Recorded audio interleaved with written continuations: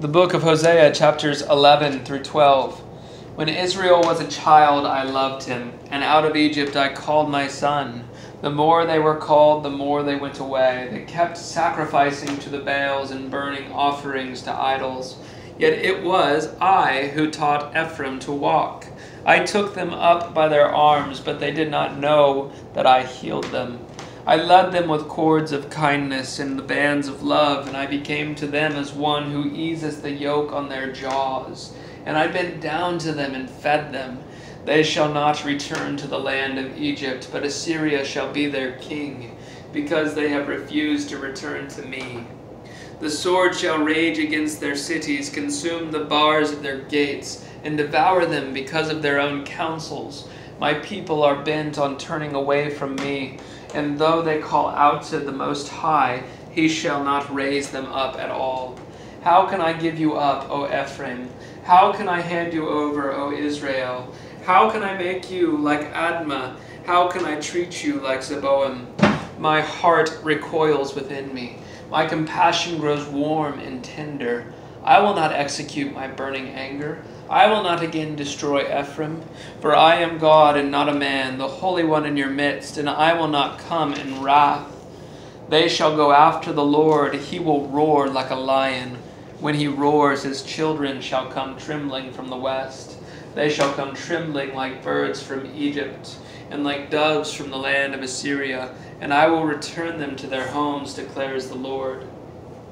Ephraim has surrounded me with lies, and the house of Israel with deceit, but Judah still walks with God and is faithful to the Holy One.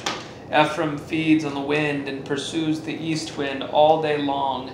They multiply falsehood and violence. They make a covenant with Assyria, and oil is carried to Egypt.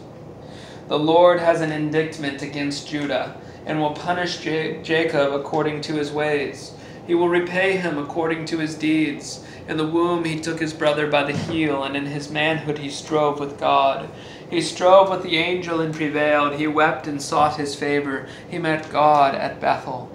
And there God spoke with us. The Lord, the God of hosts, the Lord is his memorial name. So you, by the help of your God, return. Hold fast to love and justice, and wait continually for your God. A merchant in whose hands are false balances, he loves to oppress.